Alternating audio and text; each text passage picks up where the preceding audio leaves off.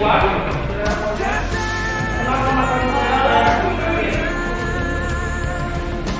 gimana? Pas liburan, bantu orang tua kan itu. Dede kamu gimana?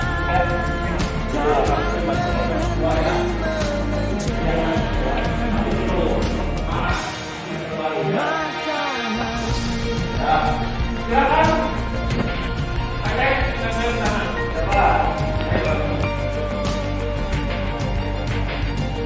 Nah, itu jangan ketika belajar. Ini dinasikan dulu ya. Karena sedang belajar. Wah, jangan berkelahi. Harus saling menyayangi antar semuanya.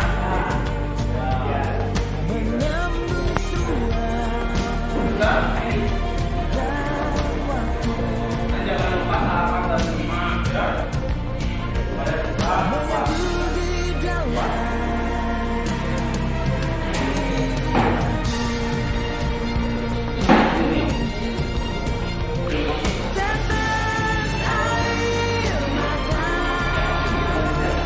Kita dimati dulu ya. Nah, nanti teman-teman semuanya harus pakainya rapi seperti Dimas ya.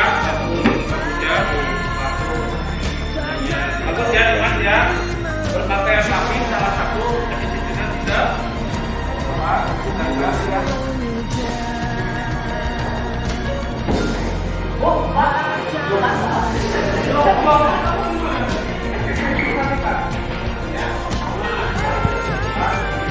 Ya, alhamdulillah ya. Ini sudah ada kesepakatan yang kalian semua ya. Jadi ini adalah kesepakatan kelas kita bersama. Nah, misalnya selalu disiplin ya, selalu membaca doa. Yang kedua, yang ketiga patuhi protokol kesehatan. Yang keempat menjalankan kelas dengan baik. Nah, jadi ada 4 kesepakatan nanti silakan diintikan ya. Kita harus konsisten terhadap apa yang kita sepakati ya. Disiplin waktu ya, disiplin dalam belajar dan juga kita harus tadi apa katanya mematuhi protokol kesehatan, dipakai maskernya, cuci tangan, jangan lupa mandi ya, dari rumah itu harus mandi, jangan tidak mandi. Oke? Ya, coba Pak KM boleh ditempelkan di sana.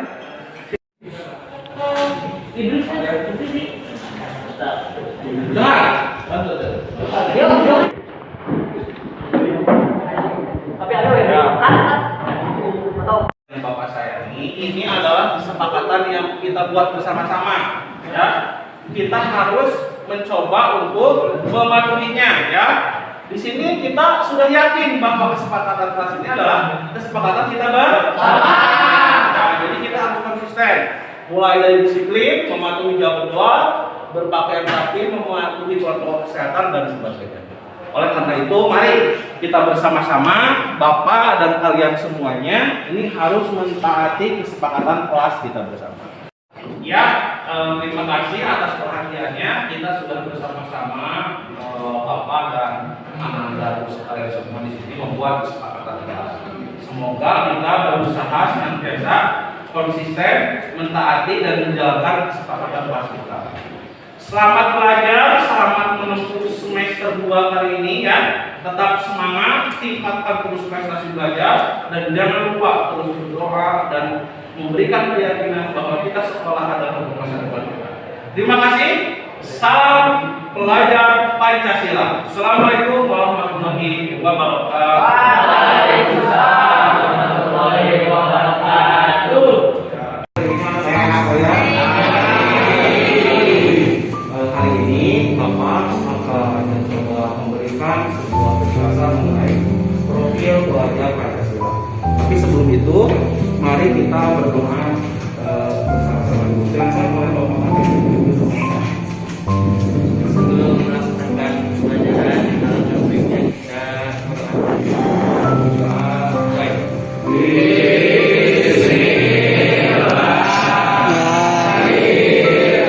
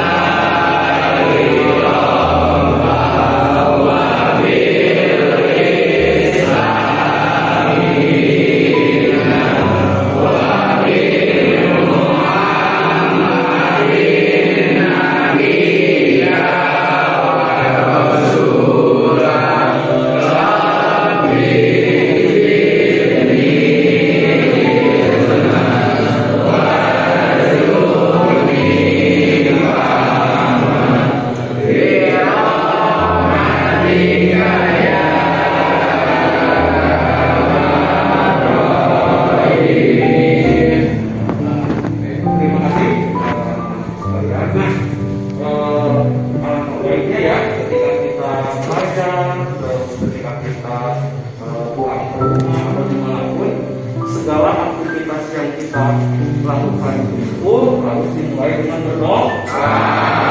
Jangan lupa juga ya, kita tanamkan rasa disiplin ya, jangan terlambat sekolah, pulang sesuai waktu. Terus ingat, kepada guru, kepada teman juga harus salam ya, ramah, senyum, sapa, salam ya, jangan bau. Harus kita memperlihatkan keceriaan. Oke, baik. Hari ini kita akan mencoba menjelaskan mengenai profil pelajar Pancasila. Kira-kira apa sih profil pelajar Pancasila itu? Pelajar Pancasila itu yang kayak gimana? Ada yang tahu? Nah, harus bagaimana? Nah, yang pertama kan tadi ya ada sila pertama Pancasila apa? Oh ya. Harus punya sifat religius. Religius itu keagamaan yang kokoh gitu ya. Contohnya seperti apa? Tadi berdoa. Jadi kita memusatkan pikiran, perasaan, yang mendesak untuk selalu berdoa ya, menyampaikan keinginan kita dalam proses pembelajaran. Ya, religius. Selanjutnya apa lagi setelah religius kira-kira yang harus dimiliki oleh siswa? Ya, Budi gimana? Asri, ya, harus gimana? Asri, asri, asri, asri itu apa? Asri itu apa? Ya, gimana? Apa? Silakan yang lain, yang lain. Harus gimana namanya? Kira-kira harus gimana setelah religius? Disiplin. Iya, betul sekali. Disiplin itu kan mencerminkan kepatuhan kita terhadap aturan dan norma-norma ya. Kita datang setelah tepat waktu, mengerjakan tugas dan sebagainya, itu salah satu sifat disiplin. Kan kita punya kesepakatan kelas ya, kesepakatan yang disepakati oleh kita bersama, baik bapak, oleh kalian semua. Misalnya kita harus datang tepat waktu ke sekolah, terus mengerjakan tugas ya. Apa lagi kira-kira yang baik? Kesepakatan yang baik. Ayo. Disiplin. Mengerjakan tugas. Apa lagi? Ya, menghormati guru ya, salah satunya itu ya, menghormati guru. Betul sekali. Jadi kamu pintar ya. Nah, ya begitu ya. Bukan dengan menghormati guru ya. Akan juga misalnya menghormati diri ya, saling menyayangi. Salah satunya ya. Terus apa lagi kira-kira? Itu bukan dengan pembelajaran yang mampu dasar-dasar kreativitas. Berarti profil pelajar Pancasila itu harus inovatif, kreatif ya. Jangan hanya main game saja. Jangan hanya jadi generasi rebahan. Itu aja ya.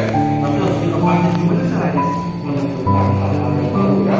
Misalnya membuat karya-karya dari barang-barang yang sudah kita inovatif gitu ya, kreatif seperti itu ya. Terus apa lagi kira-kira inovatif bagi siswa itu seperti apa? Membuat konten-konten yang baik ya. Misalnya kalau kalian sekarang sedang viral ya, misalnya YouTube, TikTok dan lain sebagainya dengan hal-hal yang positif. Ya, kegiatan aktivitas belajar atau apapun gitu ya. Edit videonya yang bagus-bagus, ya, yang mencerminkan kegiatan belajar dengan itu kreatif. Apalagi kira-kira profil pelajar Pancasila? Ada nggak? Tahu nggak sila ketiga Pancasila? Iis, kamu yang hebat. Yang Iis kamu, ya. Persatuan yang semangat berarti. Kita harus menjaga persatuan dan kesatuan. Kalau berkelahi memperebutkan pacar, itu termasuk persatuan bukan? Kalau itu salah satunya kita harus mempunyai sifat persatuan dan kesatuan. Kok?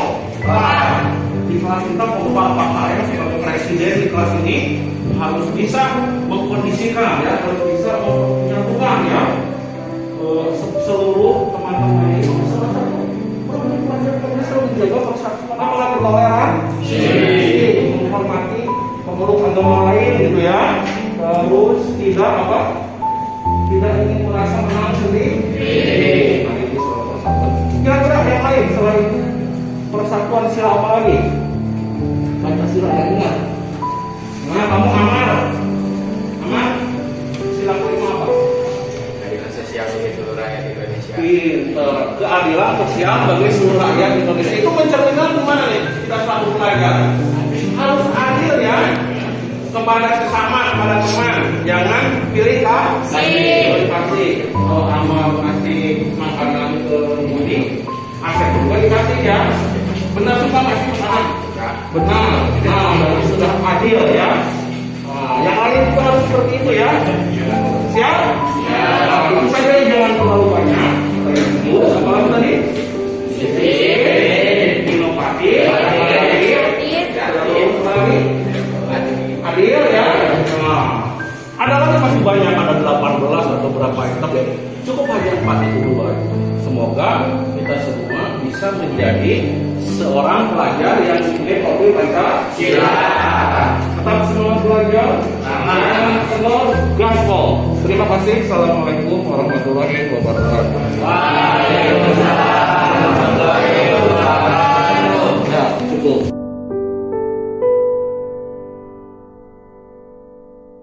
Bismillahirrahmanirrahim. Assalamualaikum warahmatullahi wabarakatuh. Waalaikumsalam. Alhamdulillah baik. Hari ini Bapak ingin menjelaskan terkait posisi Bapak sebagai seorang calon guru.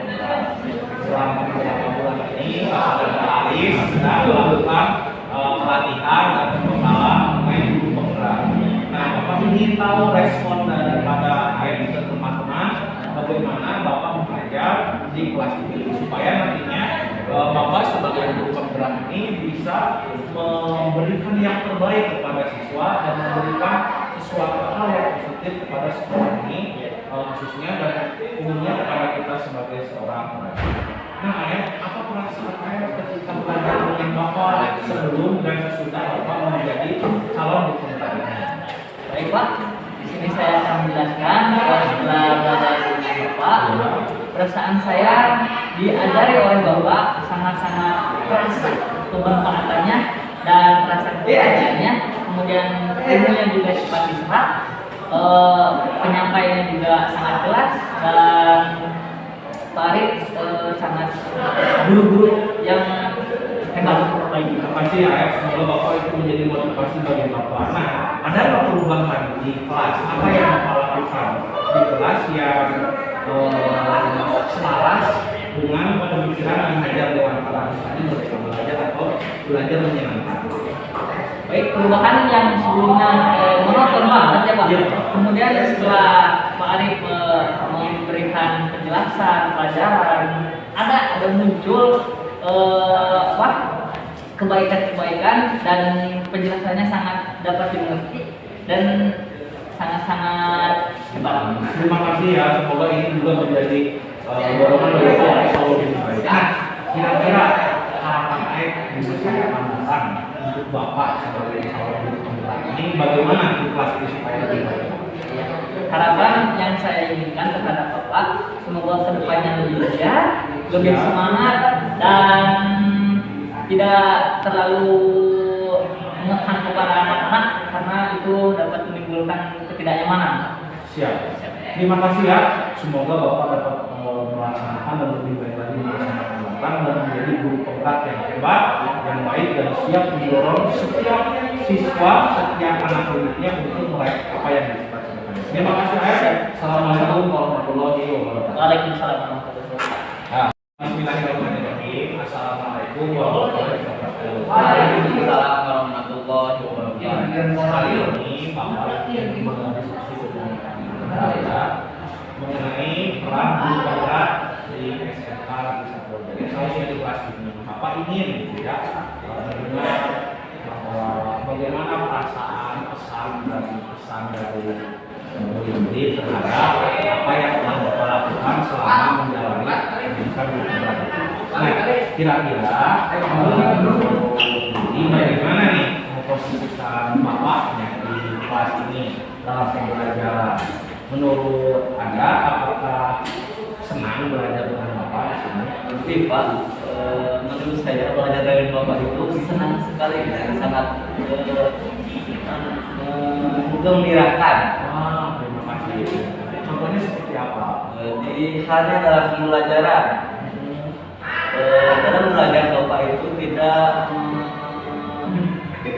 menugaskan, terlalu menugaskan. Jadi banyak teori. Apa itu teh? Praktek ya? Praktek. Project based learning ya. Bapak menerapkan bagaimana bisa menerapkan proses-proses atau pembelajaran berbasis proyek ya. Ya. Nah, ada nggak perubahan sebelum Bapak menjadi calon guru penggerak dan sebelumnya dan sudah sekarang ini? Ada nggak perubahan? Ada banget Pak. Gimana? Saya tadinya tidak tahu apa itu seni dari seni apa saja. Dan sekarang saya jadi lebih tahu apa itu arti seni. Ya, terima kasih ya. Terus misalnya sekarang ada nggak proses yang dilakukan waktu itu mengenai mengajar diwawancara di kelas ini? Iya, banyak banget Pak. Iya. Yang dari pembelajaran, mulai mendidik anak-anak. Dan Bapak merasa merdeka belajar? iya Pak, merasakan. Terima kasih ya. Nah, ini proses pembelajaran mengajar itu anak sebagai utama ya, diutamakan ya, harus merasa merdeka dalam belajar. Kira-kira pesan atau harapan anak-anak kelas Bapak gimana di masa yang akan datang? Mudah-mudahan Bapak makin kreatif, makin aktif dan makin berinovatif. Terima kasih, siap Bapak, insya Allah teman-temannya semangat belajar, ajak terus teman-temannya untuk selalu belajar dan semangat belajar ya. Terima kasih. Assalamualaikum warahmatullahi wabarakatuh. Waalaikumsalam. Bismillahirrahmanirrahim. Assalamualaikum warahmatullahi wabarakatuh. Waalaikumsalam warahmatullahi wabarakatuh. Alhamdulillahirobbilalamin. Wassalatu wassalamu ala asrofil anbiya'i wal mursalin wa ala alihi wa sahbihi ajmain. Yang pertama, mari kita panjatkan puji dan syukur kepada Allah Subhanahu wa taala, dan juga sholawat serta salam mari kita curahkan kepada baginda Nabi Muhammad SAW. Kepada Bapak Ibu guru yang telah hadir di sini, kami ucapkan terima kasih. Mohon maaf mengganggu waktunya. Kami di sini bersama Pak Aris ingin mengadakan sebuah diskusi singkat begitu mengenai program kami di sini sebagai calon guru penggerak. Jadi yang akan kita diskusikan ini mengenai apa sih program kami yang akan kami lakukan di sekolah, dan juga kerjasama mungkin dengan Bapak Ibu di sini, dan akan menjelaskan berbagai mungkin upaya-upaya positif di kelas yang akan kami lakukan bersama. Oleh karena itu mohon kerjasamanya kepada Bapak Ibu sekalian di sini untuk berdiskusi, dan kami pun ingin ingin mendapatkan masukan dari Bapak Ibu guru sekalian. Oleh karena itu, mari kita mulai diskusi ini dengan ucapan Bismillahirrahmanirrahim. Bismillahirrahmanirrahim. Selanjutnya yang akan kita bahas adalah mengenai baik Pak. Ya, silakan kepada Pak Aris. Selanjutnya biar fokus dalam pembahasan, maka hal yang akan kita bahas adalah tentang eksplorasi konsep tentang budaya positif.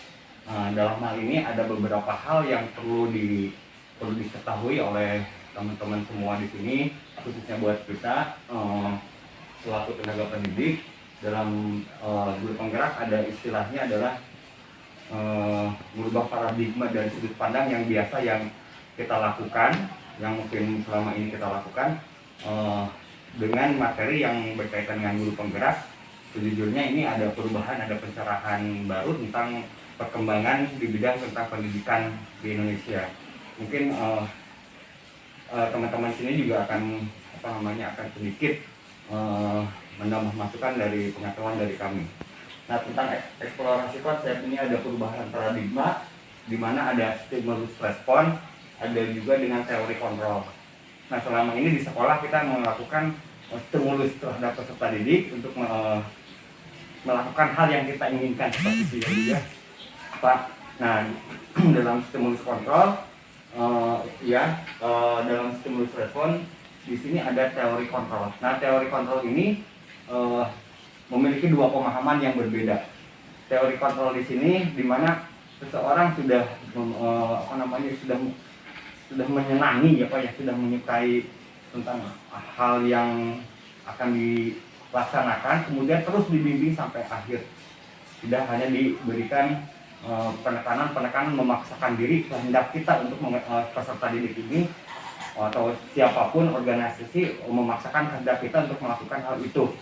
Tapi stimulus kontrol itu menuntun terus dengan sampai ke tahap akhir seperti itu ya Pak. Mungkin di sana mungkin jadi pertanyaan buat nanti dibahas. Yang kedua adalah ada keyakinan kelas. Nah, di kelas kita mungkin untuk menciptakan budaya positif ada perlu kesepakatan atau kolaborasi bersama peserta didik, kemudian rekan-rekan sesama guru untuk menentukan keyakinan kelas. Nah, keyakinan kelas ini adalah bertujuan untuk mencapai tujuan yang akan dicapai seperti itu. Mungkin ini jadi pertanyaan juga. Kemudian selanjutnya ada ngebahas tentang segitiga restitusi. Segitiga restitusi ini adalah bagaimana kita menyikapi atau tindakan bila mana ada peserta didik, kemudian atau teman-teman yang keluar dari jalur yang sudah ditentukan, yang sudah ditetapkan. Misalkan ada anak peserta didik kesiangan untuk masuk kelas, nah apa yang harus kita lakukan? Nah, di sana ada tahapan-tahapan yang perlu dilaksanakan seperti itu ya Pak ya itu. Ya. Mungkin sampai itu gitu aja batasannya Pak, materinya Pak jam.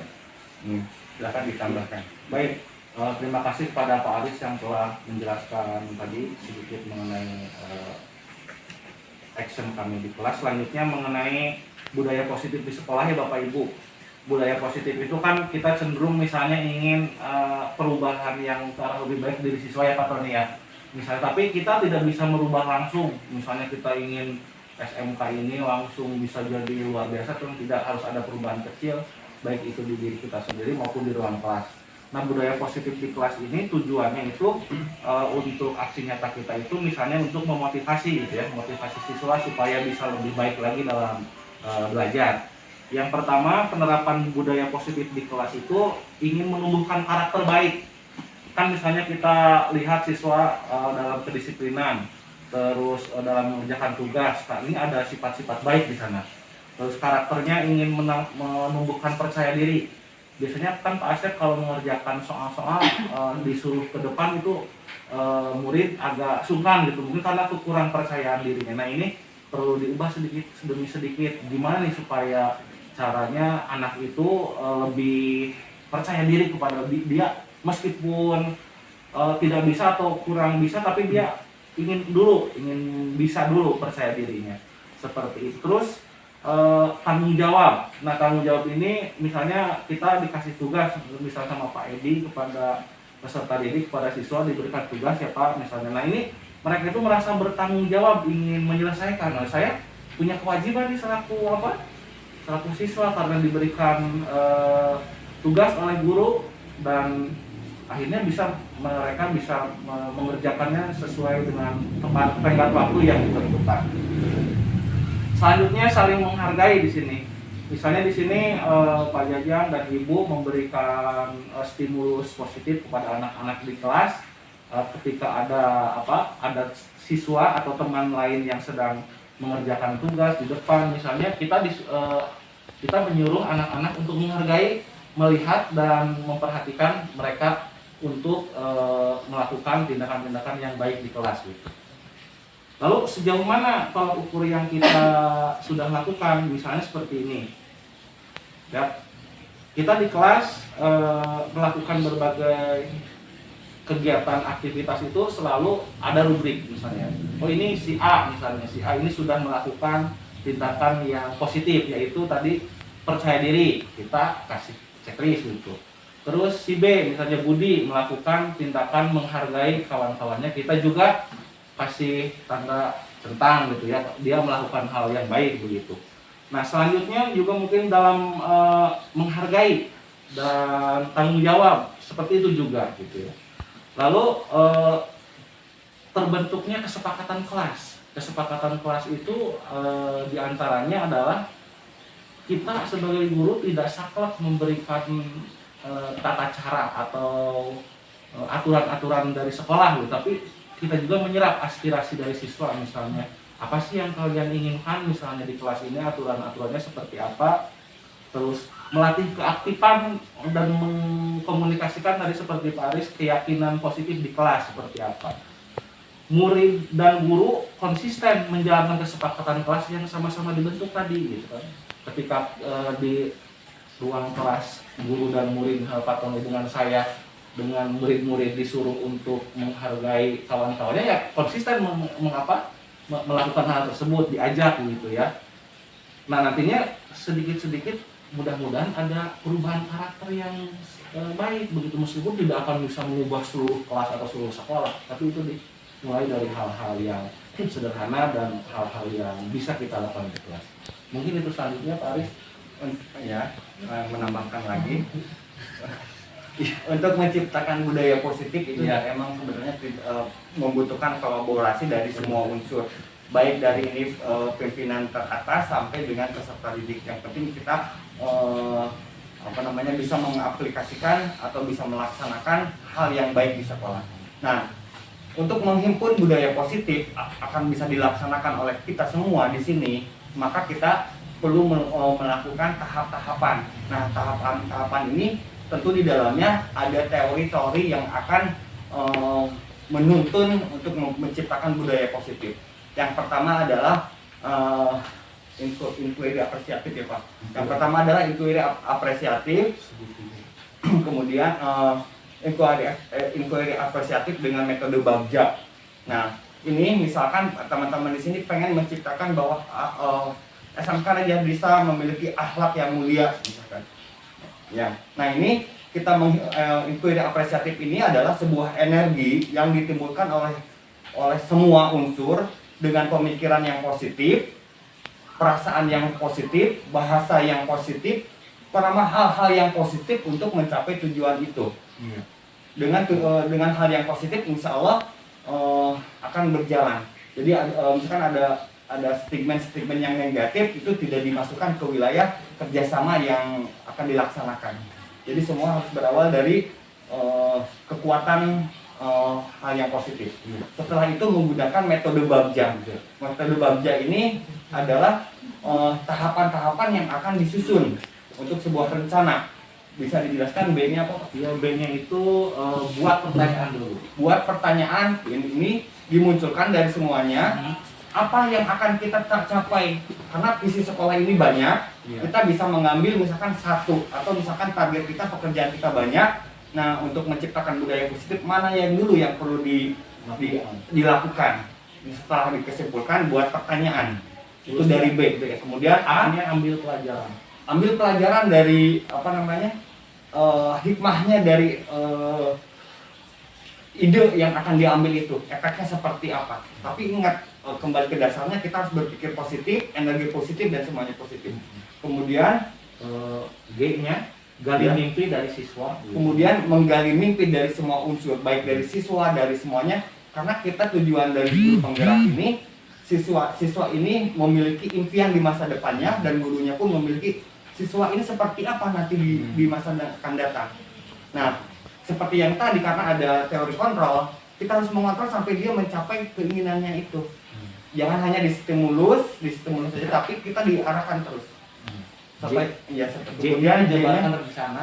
Kemudian menjabarkan rencana, itu pun dari hasil himpunan diskusi semuanya. Rencananya seperti apa yang akan dilaksanakan, kemudian diambil, ditarik satu yang akan dilaksanakan. Dan A-nya atur eksekusi, yaitu kita mengeksekusi hal-hal yang tadi telah direncanakan di kelas. Ya, halnya A-nya ini adalah setelah direncanakan tadi dieksekusi, ya diaplikasikan, diterapkan. nah diterapkan dengan cara yang tadi, sehingga muncullah kesimpulan bukti dari budaya dan bisa melaksanakan budaya positif tersebut.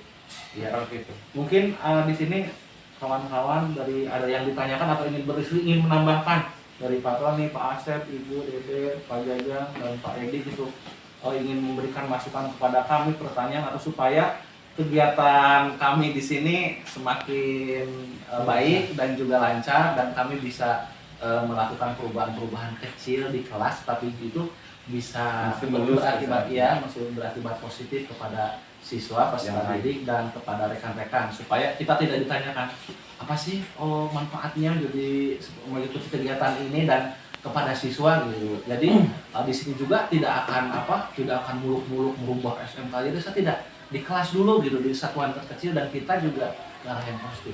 Mungkin dari saudara saya. Assalamualaikum warahmatullahi wabarakatuh. Waalaikumsalam warahmatullahi wabarakatuh. Jadi yang saya tanyakan perubahan kecil di sekolah yang tadi Pak Arif sama Pak Arif sebutkan, mungkin sudah dijelaskan ya perubahan-perubahannya. Tapi menurut saya perubahan yang harus dirubah dalam kelas itu satu, tadi ada merubah paradigma ya Pak. Iya, merubah siswa itu harus dirubah. Tapi merubah paradigma siswa itu bukan hanya sekedar dari rubah dari inquiry dari model pembelajarannya, tapi harus dari ada kemauan dari sikap gurunya. Yang pertama sikap gurunya, kita sharing aja lah, tidak yang pertama dari sikap gurunya terhadap siswanya. Siswanya itu bukan berarti harus istilahnya harus datang pagi, tapi kan harus mencerminkan gurunya juga seperti itu. Itu kan merubah paradigma siswa juga dari awal. Yang pertama, yang kedua itu dari sikap kita terhadap siswa. Kalau itu banyak perbedaan. Ketika Pak Arif masuk ataupun saya ataupun Pak Jajang masuk, itu siswa itu banyak berbeda. Ketika saya masuk, paradigmanya saya seperti ini dan karakternya saya seperti ini, ada yang lurus, ada yang tidak. Betul. Ketika ada Pak Arif masuk, Pak Arif bahasanya berbeda, itu ada yang sisanya nggak masuk, katanya Pak Arif seperti ini, contohnya seperti itu. Itu kan paradigma itu diciptakannya bukan hanya dari karakter siswa saja, tapi dari berbagai macam unsur. Ada yang pertama unsurnya itu dari kebutuhan, dari sarana prasarana, dari guru, dari siswa, yang utama dari kita sebagai pengajar yang harus lebih profesional daripada siswa gitu. Kan ada cerminan gini, siswa itu melihat dari guru. Gurunya seperti ini ya siswanya pun akan jadi seperti itu. Itu menurut pemahaman saya terhadap guru penggerak itu. Dari adanya guru penggerak di SMK Raja Desa, semoga bisa tadi merubah hal-hal kecil menjadi hal kebiasaan yang bisa memotivasi siswa itu bisa lebih baik lagi. Dari segi siswanya dari segi gurunya. Yang gurunya tadinya sering datangnya jam 7:30 bisa berubah menjadi 7:30. Itu kan perubahan yang bisa kita ambil dari adanya guru penggerak ini. Yang kedua kan bisa melihat gurunya aja sudah bisa seperti itu. Kita harus malu terhadap guru kita. Itu kan ada menjadikan tolak ukur terhadap siswa. Itu ada sharing dari saya, mungkin dari yang lain bisa dilanjutkan. Terima kasih. Assalamualaikum warahmatullahi wabarakatuh. Waalaikumsalam warahmatullahi wabarakatuh. Terima kasih, masukan yang sangat berharga bagi kami, dan ke depan bagaimana bisa diaktualisasikan. Nah, ini yang kita butuhkan itu seperti itu. Jika ada misalnya yang harus kami perbaiki atau misalnya siswa di sini kan dilaksanakan. Terima kasih sekali lagi atas masukannya. Mungkin dari yang lain, Pak Asep, Ibu, Pak Edi, Pak Jajang, Pak Jajang ingin memberikan masukan. Sambil ini Ada Pak Asep. mungkin diisi dulu sama dulu ya. Ini gini Pak, untuk pembahasan yang dari Pak Tony itu terima kasih sekali banyak Pak. Ini kalau secara guru penggerak ini bisa diaplikasikan dengan metode yang tadi Pak, yang budaya positif dan bagja. Ya, jadi kita permasalahan yang timbul dari guru-guru maupun peserta didik, kita yang pertama tadi A apa B-nya bertanya dulu. Kemudian menghimpun. Nah, nanti kita tidak bisa mencoretkan semuanya langsung dalam waktu. Tapi ini bisa kita usahakan Pak, mulai dari kita semua untuk membahas satu-satu aja biar tidak terjadi hal yang itu lagi. Nah, berkaitan dengan peserta didik juga kita kan ada istilah merdeka belajar dan belajar berpusat pada peserta didik. Nah ini filosofi Ki Hajar Dewantara sebagai dasar sebagai seorang guru yang bahwa peserta didik tidak bisa kita memaksakan dengan metode kita, dengan cara kita untuk mempelajari satu hal itu dipaksakan, karena dari segi psikologis mungkin guru ini tidak bertanggung jawab terhadap hal yang telah diberikan oleh kita. Misalkan kalau kita guru memaksakan dan membentak, itu kan efek ke dia itu seperti apa. Nah ini pada guru penggerak ini, karena hal positif tadi yang diungkapkan, karena harus berenergi positif lah. Nah ini harus bisa mengusik, tapi bagaimana caranya peserta didik itu harus bisa berjalan dengan materi yang akan kita berikan. Seperti itu, misalkan ada anak peserta didik yang kesiangan, misalkan atau guru yang kesiangan, ini di budaya positif ada di guru penggerak ada segitiga restitusi. Segitiga restitusi itu adalah tahapan-tahapan eksekusi atau tahapan-tahapan yang perlu diaplikasikan. Nah minimalnya ini seorang guru itu adalah sebagai teman terhadap peserta didik itu sebagai teman. Kenapa kesiangan? Aduh kamu kesiangan aja, contohnya seperti itu. Kemudian tahap kedua adalah manajer. Jadi manajer ini, kamu kesiangan Dri, ini contohnya mungkin ya. Andri kamu kesiangan, oh ya, tahu eksekusinya kesiangan. Cuma konsekuensinya. Cuma jangan sampai anak yang sudah bersalah dipersalahkan terus. Nah karena kita tidak bertanggung jawab terhadap mental mereka gitu kan Pak, dari kita seorang guru. Nah mungkin seperti ini kita lanjutkan ini Pak dari Bapak, insya Allah kita ini kan Pak dari masukan dari Pak Tony, insya Allah menjadikan acuan buat bagi kami untuk senantiasa berbuat baik di kelas dan juga mengaplikasikannya di kelas kami. Terima kasih sekali lagi. Ya pertanyaan selanjutnya mungkin dari Bapak Asep atau diskusi sharing gitu ya Bapak. Buat pertanyaan ya Pak, saya kan selalu mengungkapkan tentang merdeka belajar. Iya. Soal waktu pembelajaran gitu kan. Karena anak itu ketika diporsir, biasa kita diporsir kan dari jam 7 pulang jam 3, jam 4. Apakah di merdeka belajar sekarang ada durasi waktu yang sudah ditetapkan hingga porsi anak itu tidak terlalu dideli oleh materi yang sebenarnya teori saja gitu kan, sehingga arti kebebasan belajar mereka tidak ada kalau hanya timingnya, waktunya tetap saja seperti itu. Baik, saya mungkin akan memberikan sedikit pandangan gitu dari kami. Nah ini masuk kepada filosofi Ki Hajar Dewantara gitu ya, bahwa anak itu kan harus dimuliakan. Sekolah itu jangan sampai menekan siswa. Jadi intinya kan kebanyakan mungkin karena banyaknya jam pelajaran, jadinya stres gitu siswa, tugas dan lain-lain. Nah, durasinya juga kan amat panjang. Nah, Ki Hajar Dewantara ini dari dulu ketika mendirikan taman siswa itu sebenarnya fitrah anak itu mungkinnya dari mulai sekolah sampai nanti selesai itu adalah bermain, dalam tanda kutip ya, bermain. Dan ketika bermainnya itu mereka itu belajar akhirnya. Tapi kan kita di sini di SMK ya, tidak mungkin misalnya kita belajar tapi sedang bermain-main. Tetapi dalam hal ini, dalam artian ini, Ki Hajar Dewantara itu ingin setiap anak itu potensinya terbangkitkan.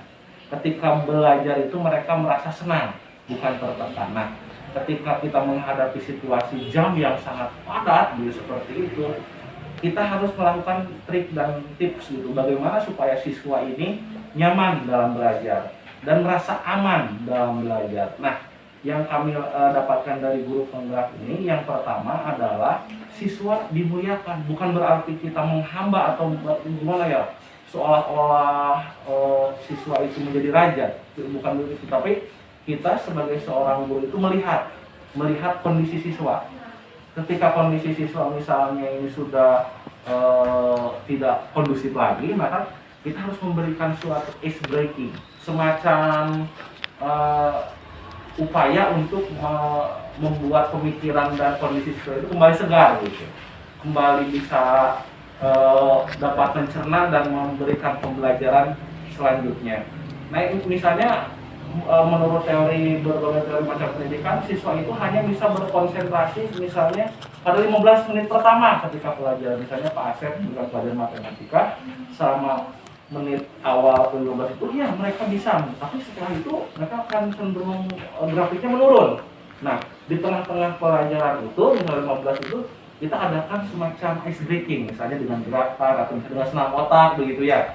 Dan juga nantinya dibebaskan ketika mereka sudah merasa Pak ini mulai jenuh ya. Kemerdekaan belajar itu artinya mereka itu dipersilahkan gimana nih supaya kita kelas kita semangat lagi, kita kuat lagi dalam pembelajaran. Dan juga di sini kan ada waktu untuk beribadah gitu ya, untuk sholat duhur gitu. Nah, ini dikaitkan dengan religius yang ingin siswa dapatkan, yaitu kita berusaha mengajak siswa untuk melakukan ibadah di sholat duhur. Itu mungkin yang bisa saya sampaikan, mungkin dari Pak Aris. Menambahkan lagi Pak ya. Yang ditanyakan itu waktu pada saat pembelajaran, apakah itu seperti apa yang dikatakan oleh Pak Asep. Bapak miring lagi. Kembali ke kita ada istilah merdeka belajar. Ya. Jadi istilah merdeka ini dalam filosofi sebenarnya tidak bebas-bebasnya Pak. Tapi merdeka belajar ini adalah merdeka ini dalam artian kita introspeksi diri pada tetap tidak bisa lepas dari aturan yang ada. Tapi kita mengintrospeksi diri udah sampai mana kebebasan kita di sana. Nah, dan untuk melangkah tujuan kemerdekaan itu. Nah, filosofi tentang arti kemerdekaan seperti itu. Nah, kembali kepada peserta didik harus memiliki kodratnya sendiri. Ada beberapa teori yang menyatakan bahwa anak-anak ini tidak bisa lepas dari bermain. Mereka tidak bisa dipisahkan dari bermain. Ya, kita pernah mengenal istilah belajar sambil bermain atau bermain sambil belajar. Nah, itu di sini banyak teori-teori pendidikan, teori-teori tentang guru yang bisa menyesuaikan dengan kondisi peserta didik seperti itu, Pak. Nah, contohnya begini. Kemarin pada modul 2 ini baru dibuka sedikit, Pak. Ada bebek, ada bebek, ada kerak, dan ada serigala misalkan. Si bebek dipaksakan orang tua bebek dan orang tua hewan-hewan itu menyekolahkan anaknya misalkan ya kayak misalkan karena manusia ini memiliki kodratnya masing-masing Pak. Nah, si bebek pada pelajaran berenang dia mungkin juara pertama. Kemudian di pelajaran selanjutnya ini berlari. Si bebek mungkin telat. Kalah sama serigala. Kemudian si bebek karena pengen jadi yang terbaik, si bebek berlatih keras mungkin hingga akhirnya kakinya pun patah atau terluka. Pada saat ujian renang, si bebek pun tidak bisa mendapatkan peringkat terbaik karena dia kakinya patah, dipaksakan oleh keadaan. Nah, hal ini yang mungkin paradigma bagi kita gitu untuk memaksakan kehendak anak dengan kapasitas seperti itu. Kita terus dengan jam 45 menit mengerjakan ini. Nah, efeknya seperti itu. Istilahnya kemampuan yang dia miliki akhirnya dia tidak bisa dikeluarkan. Kemudian ada lagi satu peserta didik misalkan si ular. Si ular hanya malas-malas saja, hanya formalitas saja. Akhirnya dia pada saat ujian renang ya, dia jadi juara. Nah, efeknya seperti itu. Padahal nggak latihan. Padahal dia nggak latihan, nggak apa. Nah, mungkin perubahan paradigma yang mulai menurut saya gitu ya, menurut saya ini ya, itu satu lagi pergeseran dari pemikiran dari guru penggerak gitu. Mungkin ada masukan dari Ibu, Pak Edi, dan yang lain mengenai pertanyaan Pak Asep begitu. Ada insight atau ada ide baru seperti apa gitu mungkin? Oke. Nah, ini kan ada kata-kata yang bagus dari seorang ilmuwan besar gitu ya. Albert Einstein mengatakan bahwa setiap orang itu jenius. Kita juga sebagai guru jenius dan anak-anak pun seperti itu. Tapi ketika kita menyuruh ikan gitu dan yang kodratnya berenang dan disuruh ikan itu oleh kita untuk lari dan naik pohon, itu adalah sebuah kebodohan. Maksudnya tiap orang, tiap siswa itu punya karakter dan punya keunikan masing-masing, sehingga ketika kita merdeka belajar itu bukan berarti langsung memerdekakan mereka bebas gitu, tapi berupaya mengenal siapa sih saya, karakter apa sih, unik diri saya itu seperti apa, dan ke depan itu mau jadi apa dan mau mengubah apa, punya impian apa. Nah, seperti itu gitu. Ada diferensiasi, ada perbedaan-perbedaan yang unik dalam diri siswa karakter, sehingga kita itu tidak memaksakan, kamu harus jadi ini loh, kamu harus seperti ini loh gitu kan. Tapi kita berusaha mengubah paradigma siswa tadi yang tadinya memiliki mungkin katakanlah kekuatan masing-masing, keunikannya. Kalau ular bisa ini gitu, ikan berenang gitu kan, dan kemampuan siswa ini adalah mungkin di bidang matematika gitu kan, kemampuan siswa ini di bidang bahasa Indonesia, kemampuan berbicaranya pandai. Nah, kita coba di sana di ini kan ya, difokuskan begitu, dan juga mungkin ada yang rasa nasionalisme tinggi, terus senang di ekstrakurikuler dan lain-lain, itu kita coba digali begitu. Dan di sini kita sebagai seorang guru di kelas itu perlu melihat kelebihan siswa ini apa sih, kehebatannya apa sih gitu ya, dan akhirnya kita bisa mengarahkan, dan kita tidak bisa nantinya menjudge siswa ini harus seperti ini. Mungkin itu salah satu yang dapat kami tambahkan. Ada lagi masukan dari yang lain, dari Bapak Ibu? Pak Edi misalnya ada pengalaman atau ingin sesuatu yang ingin diungkapkan kepada kita di sini? Cukup sih semua. Terkait lagi ya Pak, lanjut. Nah, terkait dengan pembahasan bahwa menciptakan budaya positif, ini lanjut ke bab selanjutnya, bahwa ada bagaimana Pak untuk menghimpun permasalahan yang ada ya. Nah, seperti yang tadi dikatakan dalam teori apresiatif, bahwa kita selaku guru misalkan minimalnya kita di kelas ya Pak, minimalnya di kelas kita menghimpun permasalahan peserta didik ya. Setelah itu kita tetapkan aturan-aturan yang akan berlaku. Nah, di sini aturan-aturan itu yang akan berlaku muncul dari peserta didik itu sendiri. Misalkan tidak boleh A, tidak boleh B, menghormati. Kita kemudian menyaringnya. Kemudian kita bikin keyakinan kelas. Setelah itu kita tempel menjadi sebuah keyakinan yang harus dilaksanakan dari dari kesepakatan tadi. Yang disaring dari peserta didik, karena itu berpusat dari peserta didik untuk mereka sendiri. Nah, seperti itu.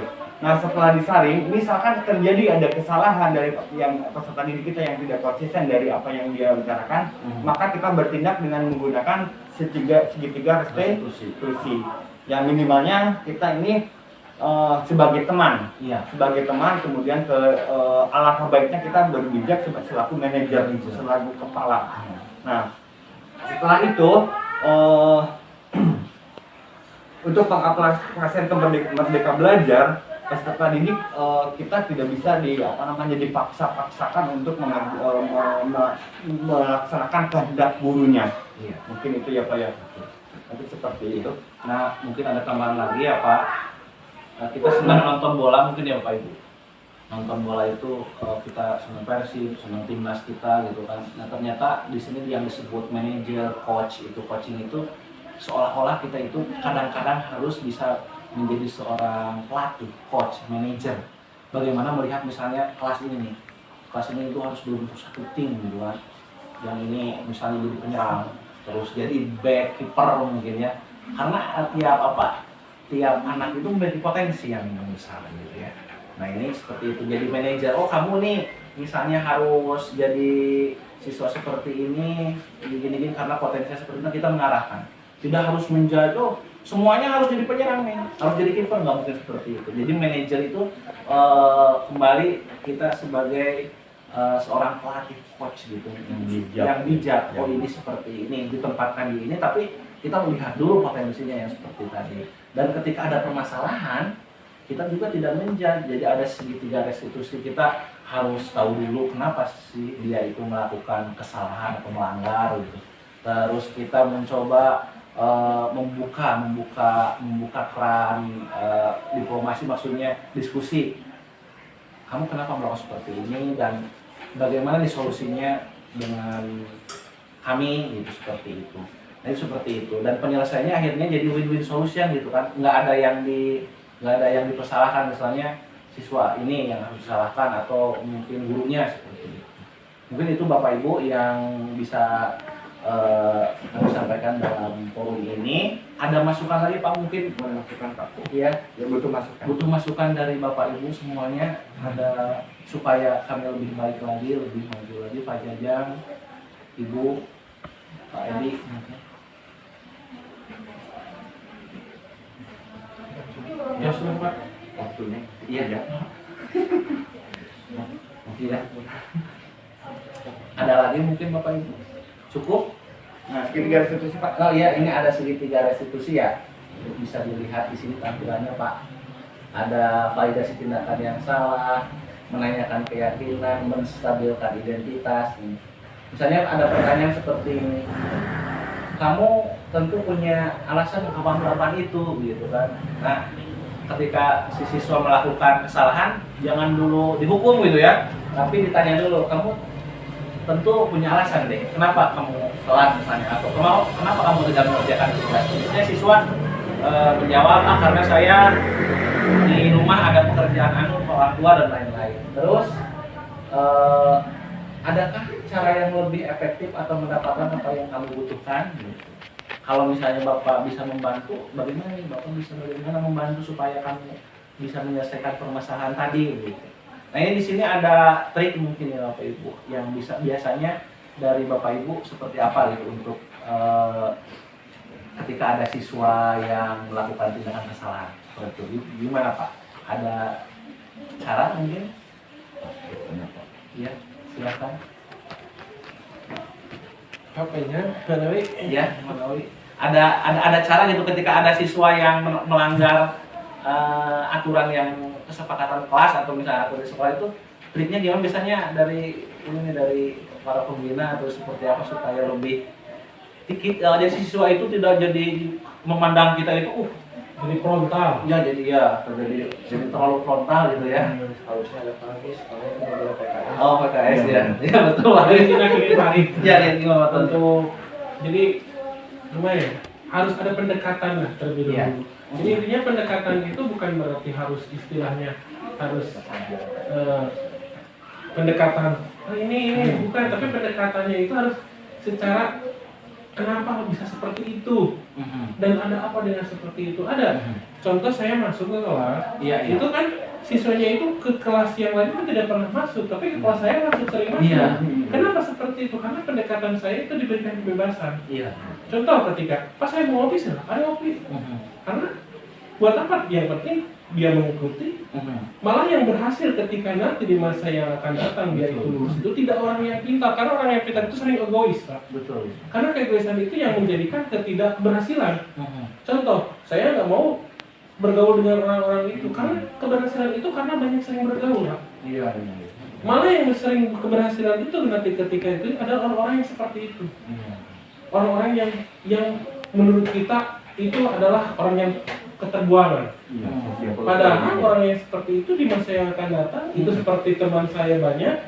Itu karena orang-orang yang memang tadinya tidak dispesialkan oleh sekolah dan oleh guru.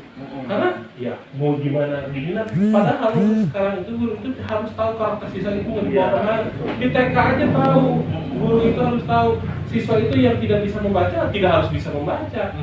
Dia bisa menggambar, dia teruskan menggambar. Betul. Seharusnya di SMK itu ada yang disebut kayak di SMP dulu. Itu dia ada pembinaan terhadap kelas. Iya. Dari kelas 1 itu sudah dilihat motivasi pembina, motivasi siswa itu masuk kemana. Kalau ini masuknya ke frontalan, dia itu masuknya pingin beng-beng, silakan kita buat kelas yang mengkhususkan untuk kesenian. Di sini ada siswa yang maunya praktek melulu, kita buat siswa yang praktek.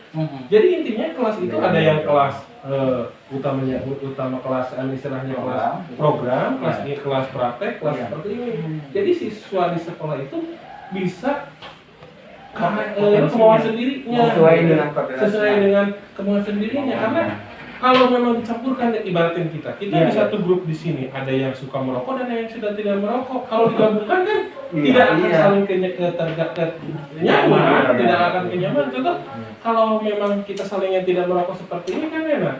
Enggak ada air pun kan kita di sini sama merokok aja. Seperti itu kan. Iya, betul. Iya. Iya, iya.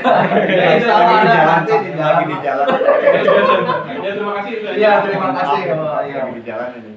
Terima kasih masukannya dari Pak Tony, yang betul sekali, memang seperti itu, luar biasa. Nah, kita itu mungkin di masa yang akan datang justru orang-orang seperti ini yang akan melanjutkan grup penggerak ya Pak. Amin. Pak Tony, Pak Edi, Ibu, Pak Sepin, Pak Jajang, mohon kiranya nanti kita bekerja sama gitu, dan siapa tahu justru dari diskusi-diskusi kita ini nantinya Bapak Ibu juga bisa ikut mendorong dan mensukseskan program oleh pemerintah tadi ya, di mana siswa menjadi sukses di masa yang akan datang. Tidak hanya ini ya sebagian, tapi siswa itu bisa mengaktualisasikan segenap potensinya, dan kita nantinya bisa jadi bangga gitu sebagai seorang guru ketika melihat anak-anak kita, siswa-siswa kita di masa yang akan datang penghidupannya lebih baik dari kita. Itu mungkin yang dapat kami sampaikan. Kira-kira ada lagi Asep untuk closing statement dari penutup, mungkin dari Bapak Ibu, ada dari setiap orang memberikan masukan, ekspresi harusnya seperti apa kami misalnya sebagai guru penggerak. Mulai mungkin dari Pak Edi untuk kami gitu, harus seperti apa? Silakan sedikit aja Pak Edi. Masuk kami harus Pak Edi. Ya, silakan Pak Edi. Assalamualaikum warahmatullahi wabarakatuh. Waalaikumsalam. Sebenarnya kalau disimak dari konsep yang tadi disampaikan, tinggal aktualisasinya sebenarnya. Tinggal aktualisasi, kemudian tadi betul yang dikatakan oleh saudara Muhammad tadi, kamu belum menyampaikan sangat penting sekali tanda-tanda terhadap anak, dan itu yang memang bisa menjadi satu modal untuk keberhasilan di dalam pendidikan, dalam pembelajaran pada khususnya. Mudah-mudahan kita semua bisa melaksanakan hal tersebut, karena saya pribadi merasa hal tersebut adalah suatu upaya yang positif yang bisa bapak-bapak tularkan mungkin kepada kita semua. Amin. Jadi mungkin yang sekedar dukungan juga sedikit masukan ya untuk aplikasi di dalam konsep yang tadi disampaikan. Assalamualaikum warahmatullahi wabarakatuh. Waalaikumsalam warahmatullahi wabarakatuh. Terima kasih Pak Edi atas saran dan masukannya. Semoga kamu bisa istiqomah dan bisa menyelesaikan pendidikan guru penggerak ini tepat waktu, dan juga atas dukungan, motivasi dan sarannya kami ucapkan sekali terima kasih. Atas perhatiannya saya sebagai pribadi Pak Arif Rahman, Terima kasih banyak. Terima kasih banyak. Maaf apabila mengganggu aktivitasnya waktu ya. Insya Allah nanti Alhamdulillah ada punya saudara ya, kalau waktu bisa membantu terganggu. terganggu Jalan berjalan terganggu betul ya secara bahasa gitu. Ada lagi apa yang ingin saya tanyakan? Itu Pak Ibu. Oh iya. Terima kasih sekali lagi. Kita tutup dengan ucapan alhamdulillah. Amin. Wabillahi taufiq wal hidayah. Wassalamualaikum warahmatullahi wabarakatuh. Waalaikumsalam. Guru penggerak Indonesia Maju. Terima kasih. Assalamualaikum.